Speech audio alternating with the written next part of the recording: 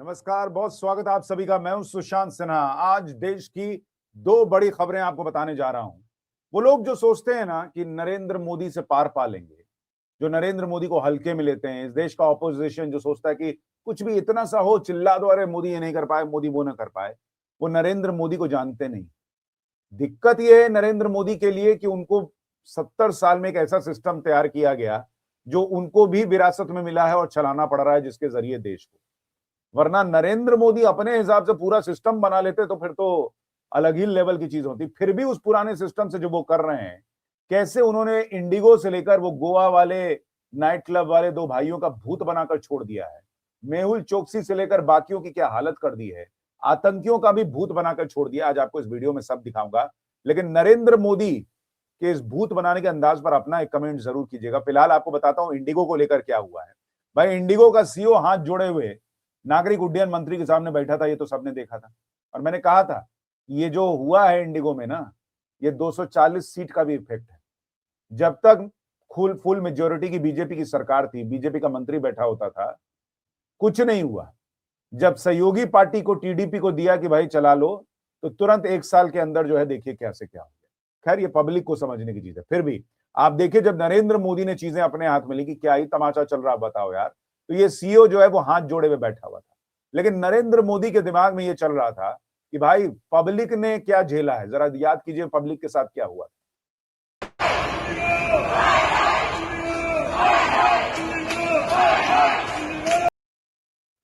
यानी इंडिगो हाय हाय के नारे पब्लिक को लगाने पड़ गए थे, ये हालत हो गई। अब इस इंडिगो के साथ सरकार ने क्या किया है, साथ ही ये जो गोवा वाले भाई साहब भाग गए थे, थाईलैंड में छुपे हुए थे, वहां मसाज करा रहे थे शायद, उनका कैसे अब हिसाब हुआ है और उनको थाईलैंड में कैसे पकड़ लिया गया कि चल भाई तेरा तिहाड़ में मसाज करते हैं या यहाँ इंडिया की जेल में मसाज करवाएंगे बढ़िया से। वो वाला तगड़ा मसाज जो होता है ना, जो कैदियों के लिए किया जाता है सुधारने के लिए, तो वो कैसे हुआ है आज आपको ये भी बताऊंगा। लेकिन ये दो खबरें बड़ी इंपॉर्टेंट हैं, आप जरा देखिए। पहले इंडिगो की बात करता हूं। जो इंडिगो एक समय में ऐसे दिखा रहा था कि भाई तेरा पैसा रिफंड कर दिया तो बहुत बड़ी बात है, और मैंने, आपको याद होगा, मैंने बहुत मुखरता से यूट्यूब पे, सोशल मीडिया पे, पाठशाला में हर जगह मुद्दा उठाया था कि पैसा क्या है वापस करते करके बहुत तेज बन रहे हो, तुम हर्जाना भरो, जुर्माना भरो। तो आप देखिए, अब बड़ी खबर ये आई है कि इंडिगो ने मुआवजे राशि का ऐलान कर दिया है और वो यात्रियों को 10-10 हजार रुपए का वाउचर भी देगा। यानी 10 हजार रुपए का हर्जाना, 10 हजार रुपए का वाउचर। अब इंडिगो का वो जो विदेशी सीईओ है, उसको समझ में आ रहा है कि तुम होगे गोरे अपने यहाँ के हिंदुस्तानियों से भिड़ने का अंजाम क्या होता है, वो भी जब नरेंद्र मोदी प्रधानमंत्री हो तो पता होना चाहिए। आप देखिए कि अब इंडिगो ऐलान कर रहा है कि भाई हम जो है वो 10 हजार रुपए का ट्रैवल वाउचर देने वाले हैं हर यात्री को, जिसको 12 महीने तक आप इनकैश करा सकते हैं। मतलब अगर आपने मान लीजिए इंडिगो की कोई फ्लाइट का टिकट बुक कराया, तो उसमें वो 10 हजार का ट्रैवल वाउचर यूज होगा। इसके अलावा जिन लोगों को 24 घंटे के अंदर कैंसिलेशन हुआ, फ्लाइट उनकी कैंसिल हुई और उनको बड़ा लंबा इंतजार करना पड़ा एयरपोर्ट पर, उनको उनके डिस्टेंस के हिसाब से 5 हजार रुपए और 10 हजार रुपए का जुर्माना भी इंडिगो भरेगा। ये इस देश के इतिहास में पहली बार होगा। मैंने आपको बताया था पाठशाला में कि अलग अलग देशों में ऐसी चीजें हुई हैं जहां पर इस तरह का एयरलाइन का क्राइसिस आया, कभी सॉफ्टवेयर का, कभी कुछ, तो वहां जुर्माना भरना पड़ता है, हर्जाना भरना पड़ता है। लेकिन भारत में ऐसा कोई हिसाब किताब नहीं था, और इंडिगो को तो 18 महीने पहले से पता था कि भाई ये सब नहीं करेंगे तो दिक्कत होगी, तो उसका तो गेम ही अलग चल रहा था जो उसने किया था। और इसलिए ये ऐतिहासिक है कि अब इंडिगो जो है वो कह रहा है कि 10 हजार का हम हर्जाना भी भरेंगे और 10 हजार रुपया का कूपन भी देंगे। अब देखिए, इंडिगो की वैसे भी सरकार ने कमर तोड़ कर रख दी है, उसका 10% जो है वो फ्लाइट कैंसिल कर दिया है कई रूट्स पर। तो उसको ऑलमोस्ट सालाना आप मान के चलिए कि 7.5 हजार करोड़ का नुकसान तो वहां हो रहा है, बल्कि 1 हजार करोड़ का उसने रिफंड किया है। इसके अलावा आप मान के चलिए कि जो उसका शेयर गिरा, उससे 35-36 हजार करोड़ का उसको नुकसान हुआ है। तो 40-50 हजार करोड़ के करीब उसका नुकसान हो चुका। अब ये हर्जाना भरेगा, उसमें नुकसान होगा। और साथ ही आप देखिए कि वो जो ट्रैवल वाउचर देगा, ठीक है उसकी टिकट बिकेंगे, लेकिन भैया उसमें भी उसको दिक्कत तो आएगी। तो जो इंडिगो बहुत उड़ रहा था, दूसरे सेंस में कह रहा हूं उड़ रहा था, नरेंद्र मोदी ने उसका भूत बना के उतार दिया। भूत बनाने का मतलब होता है उसको औकात में लाना, हैसियत में लाना। ये इंडिगो की हालत आज की डेट में इस वक्त हो चुकी है। और अब तो ये भी कहा जा रहा है कि नागरिक उड्डयन मंत्री ने कहा है कि अगर जरूरत पड़ी तो इंडिगो के सीईओ जो है ना, उसको सैक भी किया जा सकता है। तो उसको समझ में आ गया कि भाई यहाँ हमने गलत आदमी की सरकार से पंगा ले लिया। ये वो पुराना भारत नहीं है, ये नया भारत है। हाँ, जो हुआ वो बिल्कुल नहीं होना चाहिए था, और इसीलिए मैं चाहूंगा कि अभी तो पहले इंडिगो से निपट लिया जाए, उसके बाद जरा डीजीसीए में सफाई।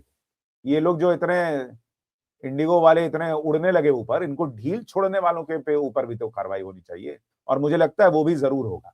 लेकिन अब आपको दूसरी बड़ी खबर बताता हूं। आपको याद होगा गोवा के नाइट क्लब में आग लग गई थी, 25 लोगों की जान चली गई, और इनका इसके जो दो ओनर थे, भाई थे, वो दोनों जो है वो थाईलैंड भाग गए। सवाल उठा कि कैसे थाईलैंड भाग गए, लेकिन उससे बड़ा सवाल ये भी पूछा जाने लगा कि अब ये तो भाग गए तो न्याय कैसे मिलेगा, ये तो चले गए। भाई उनको पकड़ लिया गया थाईलैंड के अंदर। आप तस्वीरें देखिए कि आज की डेट में दोनों पकड़े जा चुके हैं, और जो खबर आ रही है उसके मुताबिक कि दोनों भाग के थाईलैंड चले गए, और वहां पर जो है वो शहर से थोड़ा बाहर जाकर छिपे हुए थे। लेकिन भाई यहां से मैसेज गया कि ना पकड़ना किसी भी हाल में। तो गोवा में क्या हुआ, लूथरा ब्रदर्स को पकड़ने के लिए सीबीआई और गोवा पुलिस ने तुरंत इंटरपोल को कांटेक्ट किया कि देखिए बहुत सही सही आदमी भागा हुआ है, इसको पकड़ना है। इंटरपोल ने जो है वो ब्लू कॉर्नर नोटिस जारी किया, और थाईलैंड पुलिस और जांच एजेंसियों ने इसमें बड़ी मदद की। भारतीय एजेंसियां थाई जांच एजेंसियों के रेगुलर संपर्क में रही। उन एजेंसीज ने, भाई वहां सीसीटीवी फुटेज वगैरह मिल गया होगा कि प्लेन से उतरा है, इधर गया है, उधर गया है, जो भी गया है, तो वहां से उन्होंने निकाल लिया कि ये जो है उसके ठिकाने जो है वो लगातार क्या है वो पता चल रहे हैं। बाद में पता चला कि ये मेन शहर से बाहर रह रहे हैं।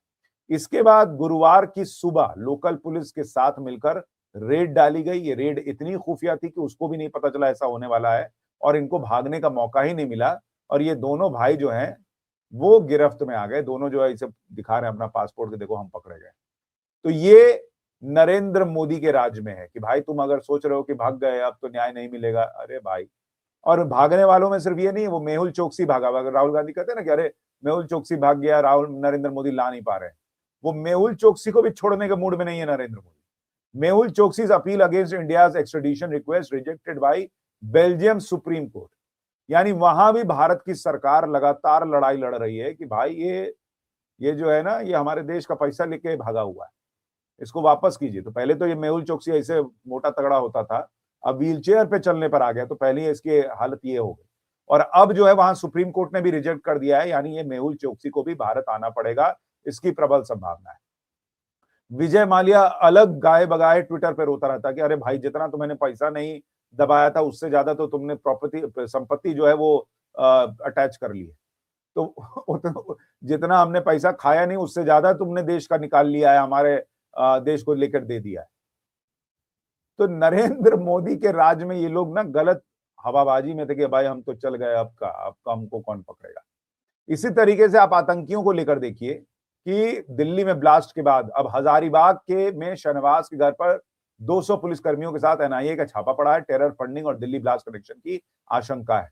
तो अभी दिल्ली ब्लास्ट मामले में भी जांच खत्म नहीं हुई है, वहां भी जो आतंकी हैं उनका एक एक कनेक्शन ढूंढा जा रहा है। कश्मीर के अंदर जबरदस्त कार्रवाई चल रही है, और इसलिए मैंने आपसे कहा कि नरेंद्र मोदी से पार पाना इन लोगों के बूते का नहीं।